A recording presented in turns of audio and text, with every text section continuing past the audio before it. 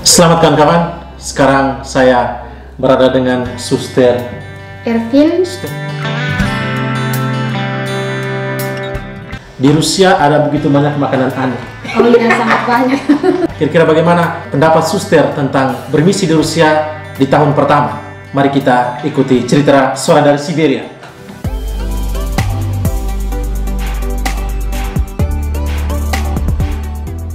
Kira-kira apa yang menjadi tantangan yang dihadapi oleh Suster di tahun pertama misi di tanah Rusia, terutama di Siberia, di kota Irkutsk? Suster, kira-kira tantangan apa yang Suster hadapi selama 1 tahun bermisi di tanah Rusia?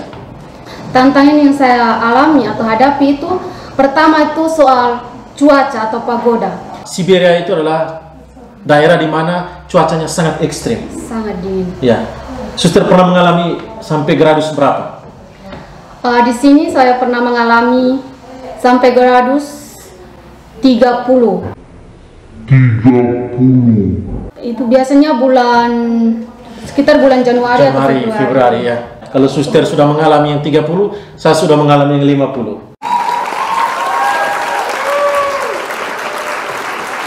Nanti saya undang Suster ke tempat proki saya supaya betul-betul menjadi orang Rusia di tanah Rusia. Kira-kira bagaimana Suster menghadapi cuaca yang sangat ekstrim di Siberia di tahun pertama? Pada bulan-bulan pertama, September, Oktober itu keadaan saya baik-baik saja karena udaranya belum terlalu dingin. Ya, tetapi sekitar bulan November, Desember, Januari, Februari dan seterusnya itu udaranya sangat dingin. Terkadang tuh kepala saya sakit. Tetapi setelah bulan Mei sampai bulan Agustus ya. Agustus ya, September, awal September. Awal September itu musim panas. Jadi keadaan saya baik-baik saja. Saya merasa senang karena bisa mengalami musim panas di tanah Siberia. Ya. Mereka bilang ada empat musim. Yang pertama itu musim dingin, musim semi, musim panas, dan musim gugur. Ya, 4 musim ini. Tapi praktisnya di Siberia itu sepertinya hanya ada 2 musim. Praktisnya. Ya, praktisnya yang saya alami itu hanya 2 musim. Hanya 2 musim karena musim dingin dan musim panas. Musim panas. Dan musim dingin itu sangat panjang dari bulan September sampai April, dan musim panas itu dia pendek saja karena singkat saja karena dari bulan Mei sampai akhir Agustus. Tapi Suster sudah melewati 1 tahun, 1 musim dingin ya. Sampai sekarang masih tegar berdiri di sini dan katakan saya masih mau melayani orang Rusia di sini.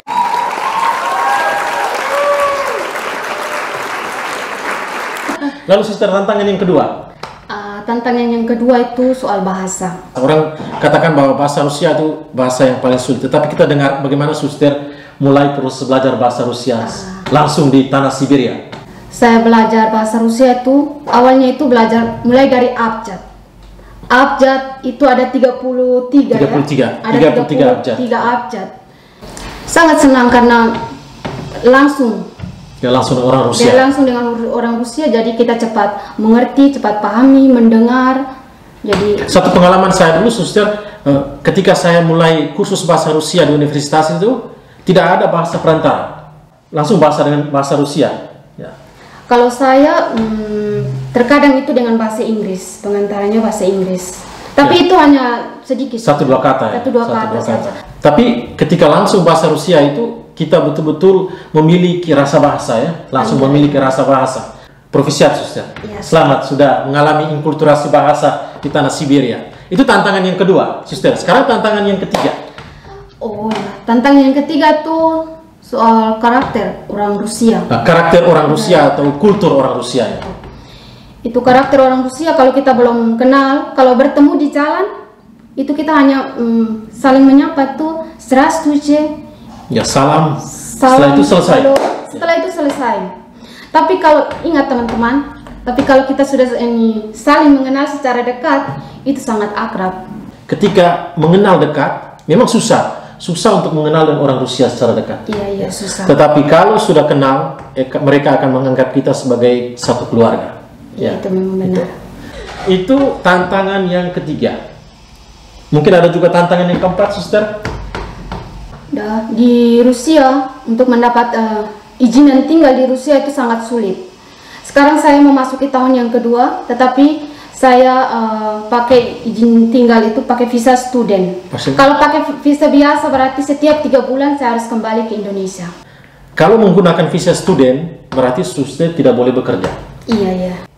Dan setelah belajar bahasa dengan sendirinya universitas tidak lagi memberikan visa student. Dan suster mungkin pada bulan-bulan ke depan atau tahun depan sudah berjuang untuk mendapatkan izin tinggal. Ya.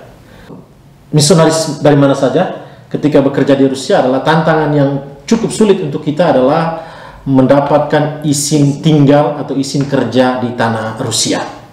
Tapi tidak apa, kita doakan supaya suster ini dalam waktu dekat mendapatkan izin tinggal dan bisa melanjutkan misinya di tanah Siberia, kota Irkutsk. Lalu tantangan yang kelima, suster, ada di depan kita. Iya. Mari kita nikmati bersama. Mari kita nikmati bersama. Tantangan makanan di tanah Rusia. Perhatikan bapak-ibu kawan-kawan. Di Rusia ada begitu banyak makanan aneh. Oh iya, sangat banyak. Kawan-kawan, lihat ini. Ini apa?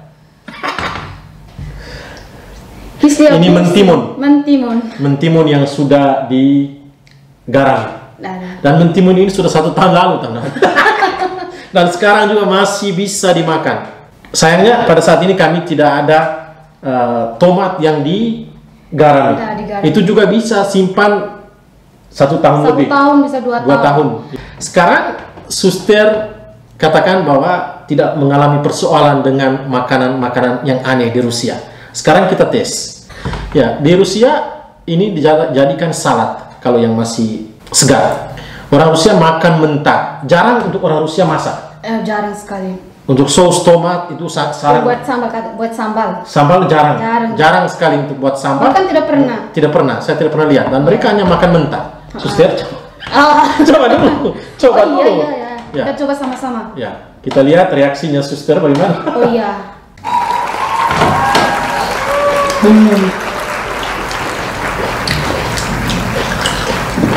Bagaimana rasanya? Enak sekali. Enak. Ini tidak asam. Rasanya kayak manis ya? Ya, agak sedikit manis di akhir. Enak sekali kawan-kawan. Lihat suster belum mampu makan sampai habis. Kita lihat sekarang siapa yang lebih lama, siapa yang baru datang. Lama sekali makannya. Sekarang kita mencoba makanan yang kedua. Ini adalah mentimun yang sudah digarami. Ini juga apa namanya? Bawang putih yang juga sudah digarami. Sekarang aneh kan? Sekarang kita makan bawang putih yang sudah digarami dulu. Rasanya saya tidak bisa makan. Karena kalau tidak bisa makan bawang putih di Rusia itu dianggap tidak berhasil mengalami inkulturasi dan bisa pulang. Karena orang Rusia sangat suka dengan bawang putih. Iya. Mereka makan mentah. Coba suster. Oh iya, kita coba sama-sama. Rasanya tidak bisa. Tidak bisa. Enak juga ya.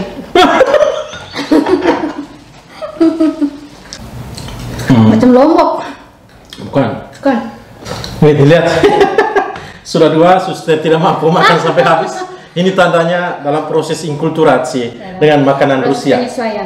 Sekarang suster yang ketiga, mentimun yang sudah. Mentimun. Harus makan habis suster ya? Oh iya, jelas.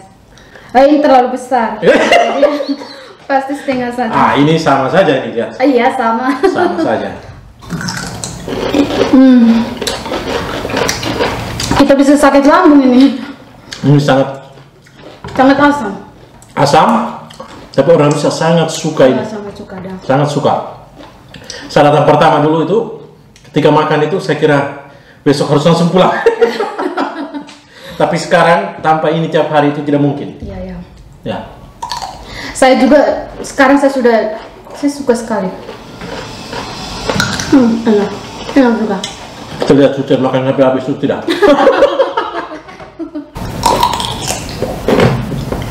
Oke, biasanya dengan roti, dengan roti, dengan kentang, dan dibuat salad dari keju. Ini enak sekali. Bahkan dengan madu. Ya. Madu. Ya.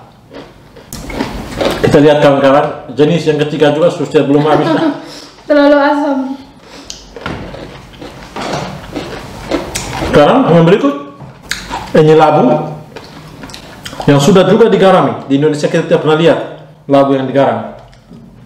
Sekarang suster coba tes.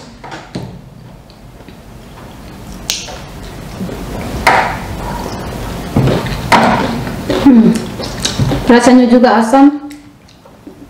Biasa orang timur sebut itu nano-nano. Rasanya nano-nano itu manis campur asam. Ini macam nano-nano. Tapi orang Rusia sangat suka. Sangat suka dah. Kawan-kawan, itu percakapan kami, sharing kami dengan suster, bagaimana suster melewati tahun pertama di tanah Rusia. Karena itu jangan takut datang ke tanah Rusia. Ya, jangan takut, semuanya itu akan menjadi indah. Tantangan itu akan indah ketika ada di tangan Tuhan. Iya. Selamat suster, selamat melanjutkan misi di tanah Rusia. Semoga makin sukses. Selamat.